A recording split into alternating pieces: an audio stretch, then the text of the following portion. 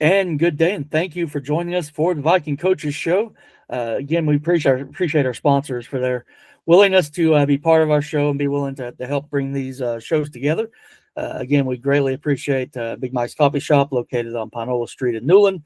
We thank them, of course, on a cold day like this day is of our taping.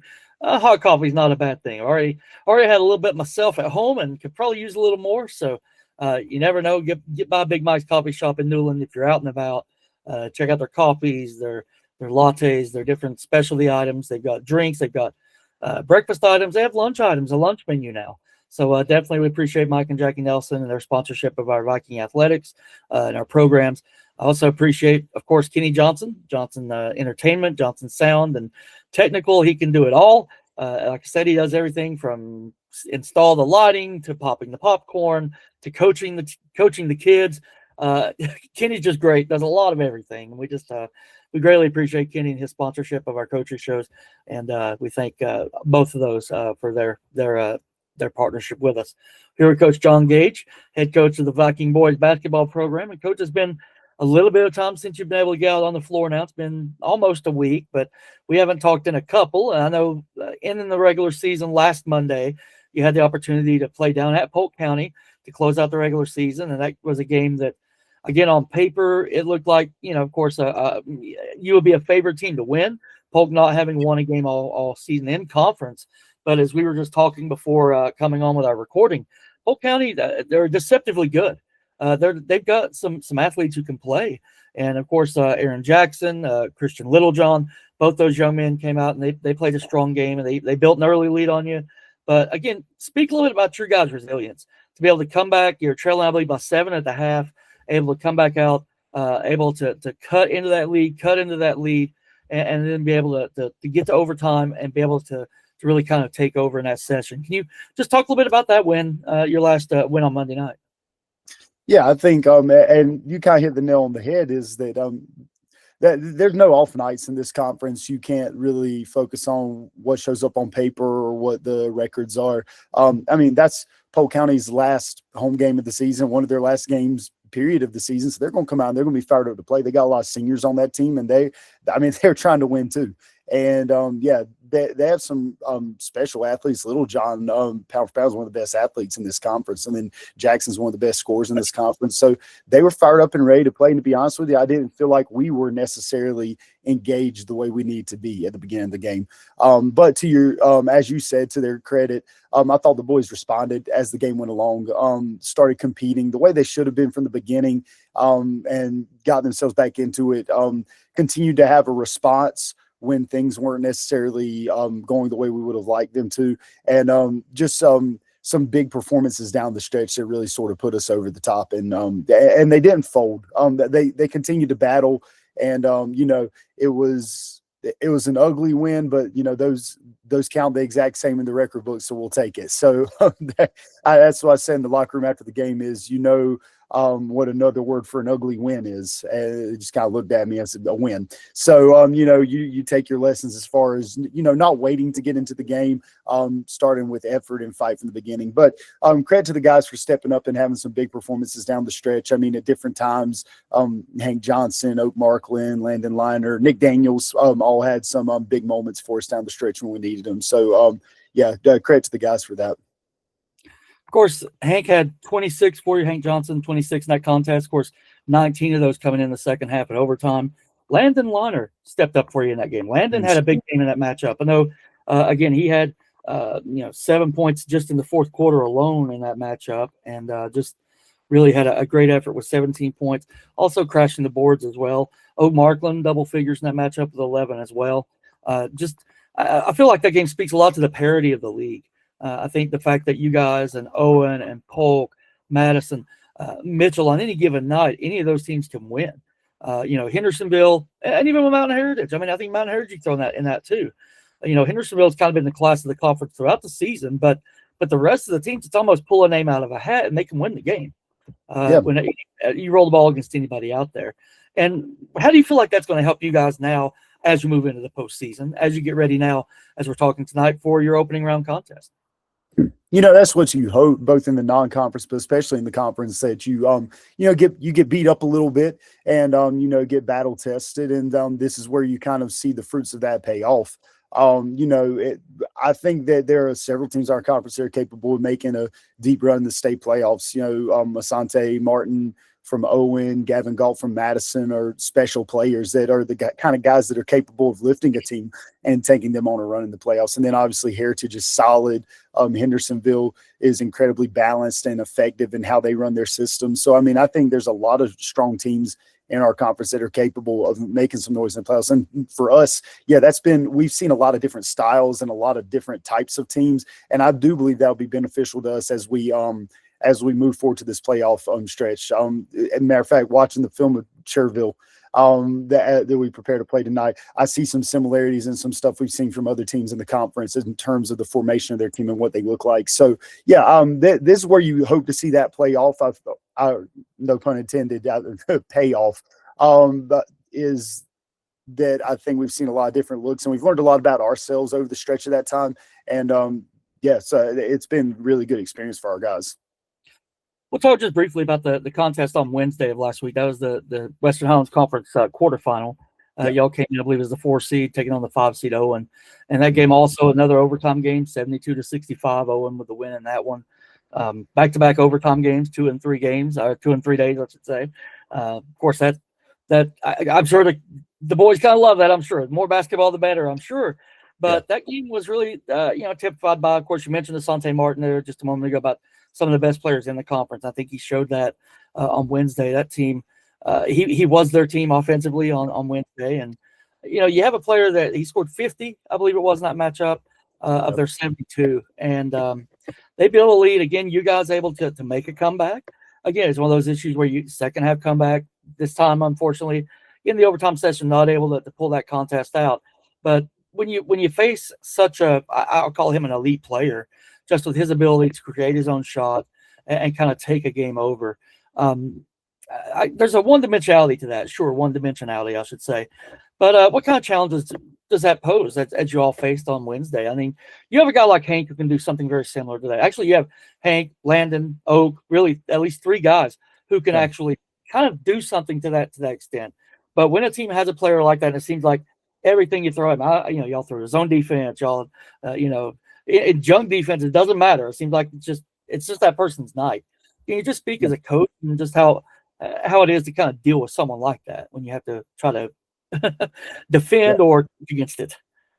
I think it puts a lot of pressure on all 5 players on the defensive end of the court because all eyes kind of are on him. And it creates opportunities. It creates gravity on the court. So basically it creates looks for other guys. Now, Owen didn't necessarily look to create looks for other guys, but when you do guard a player like that, and Asante despite his stat line, is a capable passer as well. But it by all energy and attention being on a special score like that, it creates opportunities for other guys off the ball. Now, I will say that I think that we had a hand in that production. Not that he hasn't had plenty of games like that over the course of his career, because he's had a very special career there. But I don't think we necessarily executed our game plan, our defensive game plan, the way I would have liked for us to have seen. And I'll take blame for part of that.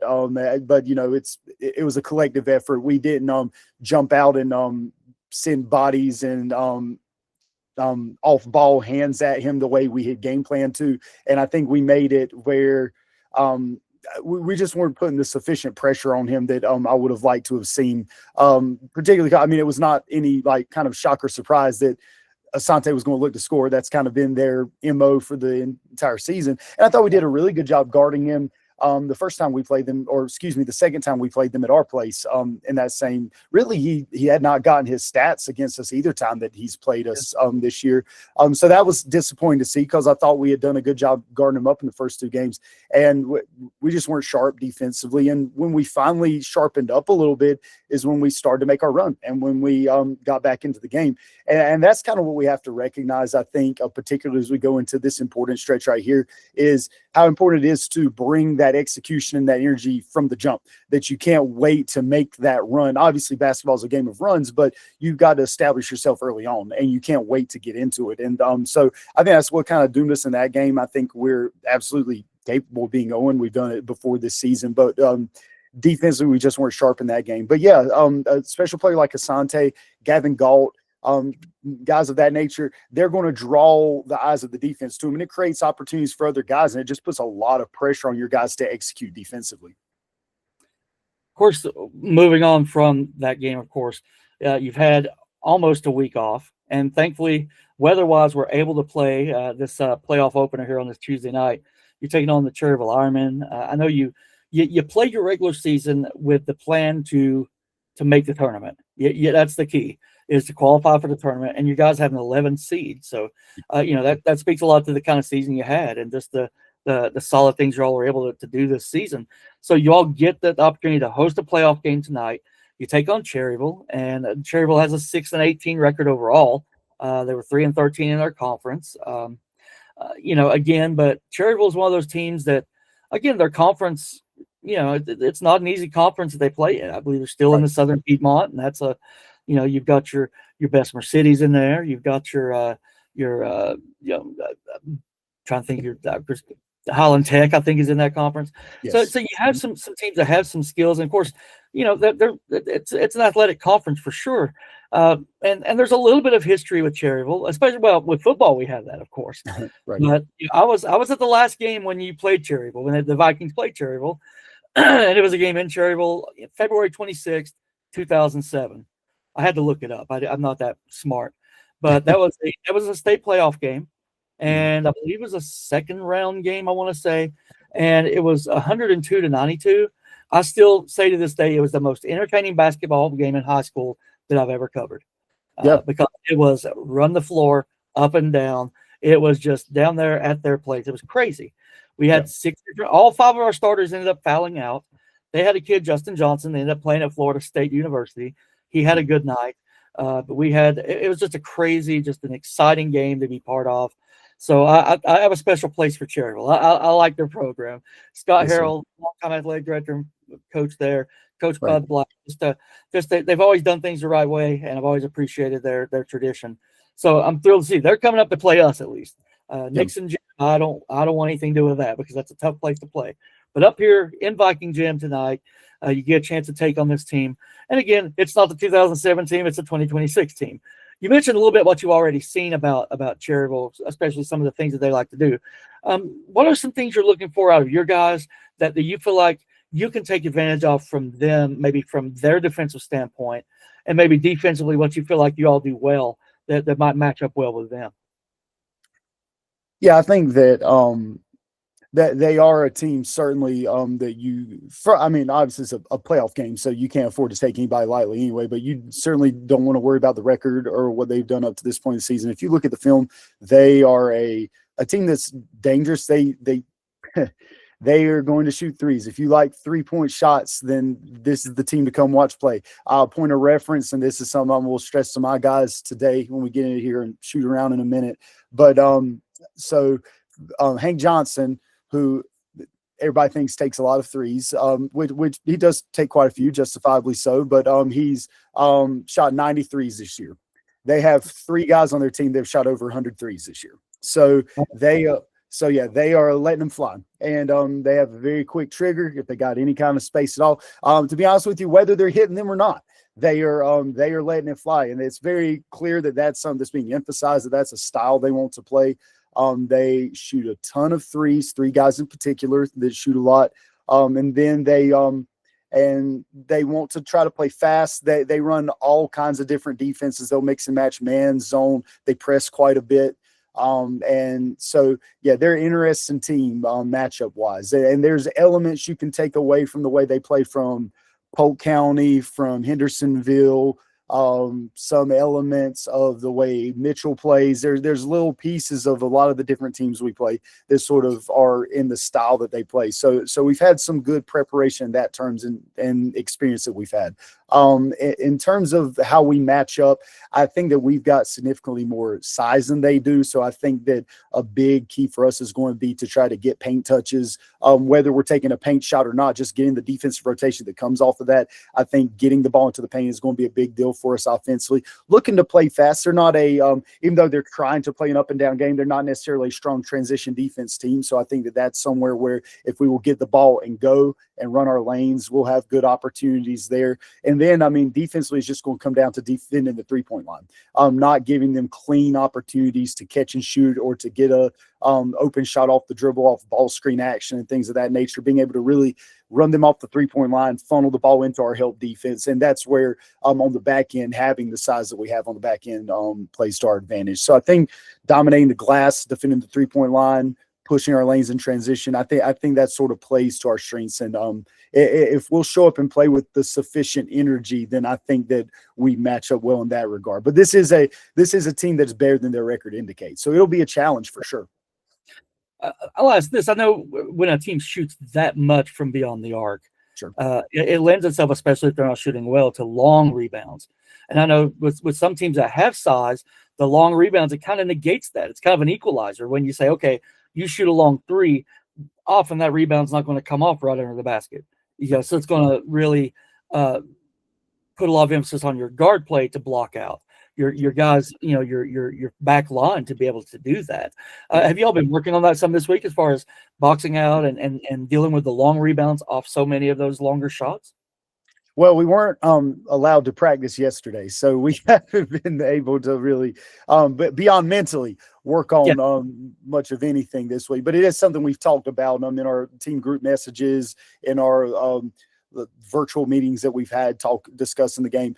We have talked about long rebounds because that is, it's a great point, is that it creates a lot of and that's another area where it creates potential transition opportunities if we block out properly on those long rebounds. And that is something where it does play to our advantage to have a Hank and an Oak playing the guard positions where you got a 6'1+ guy that's out there, that's physical guy that can get that long rebound and go with it and push it. So, that it is absolutely something that that we're emphasizing and being aware of because, that's the thing is they do have some athletic guys that not necessarily the biggest guys, but athletic guys that can go attack long offensive rebounds and try to create a second shot for themselves. So it's going to be on all five guys to be a block out guy and to find their man and make contact and then go get the ball because, there are going to be a lot of opportunities of that nature. And it sounds like you're talking about with the size that you do have, as you mentioned and alluded to a moment ago, this could be one of those games that could be kind of an inside-out kind of work offensively. That really, a team that doesn't have the size you do, exploit that, work your way inside, which means likely you'll probably see them going some kind of zone when that happens. Sure. And then that's going to really behoove your guys to be able to knock down the perimeter shots. Right. And if one thing I could say that is kind of a exemplified team this year, they've been kind of streaky when it comes from shooting outside. Sure. Streaky hot, streaky cold is kind of how it's been. I guess from that perspective, offensively, what do you want to see from your guys really when it comes to the perimeter game and just their ability to move the ball around, to find the right guy? Are there any guys that you feel like on the team that you feel are just ready to break out in a game like this? Yeah, I think that I think that's it, and you kind of hit on it, is just understanding like the shot is going to come, like with the correct ball movement. The shot we want is going to come. We just got to make sure it's the right shot and not just a lot of times, and this is not just us, this is a lot of young basketball players. We're just sort of in that mindset of first best shot, and or not even first best shot, but just first shot available. And there is an impatience there sometimes. Obviously, if you're in a transition situation, you've got a layup, you'd be stupid not to take it. So our first look is always to try to get a transition layup, try to hit a rim runner if a big run the court, which a big should be run the court, and try to get a paint touch off of that. But then recognizing I talked about gravity earlier, and it kind of applies here. The gravity that is drawn by getting that paint touch, even if it's against a zone of some kind, by getting the ball into the middle and collapsing the defense, recognizing that we're going to get looks off of that where we can kick it out or we can flash a guy from the weak side to dive to the basket and hit that high-low off of that. So just recognizing the right shot. That's what I want to see tonight, is because I do think that Cherryville's going to want to sort of, make it a game where it's just up and down and people are just settling for shots and kind of out of control. And we want to be able to play fast for sure still, but also with composure and getting the right kind of shots. So, again, the winner of tonight's matchup between Avery and Cherryville will take on North Rowan coming up on Thursday. They'll be at North Rowan, who they're waiting for the winner as they receive the bye in the tournament. And that game is at 6 o'clock at Viking Gym. Want to encourage any fans to come be a part of that. To be part of that first round action. $10 to get in if you're paying for tickets. I believe due the North Carolina State High School Athletic Association rules. I think that's their guidelines for that. $10. Again, we definitely appreciate Coach Gage. Appreciate his time being with us. Wish him and his guys the very best of luck in their matchup here tonight against the Cherryville Ironmen. Again, thank you so much for watching. Apologize again for the technical difficulties, but look forward to seeing you at the games here this evening at the Cherryville matchup. Following that, we will have a post-game report here with the results and information regarding that game, and should Avery win, some additional information about their matchup against North Rowan on Thursday, if that's the case. Again, thank you so much for watching. I appreciate our sponsors. Again, we want to thank, Johnson Entertainment Group. We want to thank Big Mike's Coffee Shop as well for their continued sponsorship of the Avery High Viking Coaches Show. Again, I'm Jamie Show with the Avery Journal-Times. Thank you so much for watching, and look forward to seeing you down the road.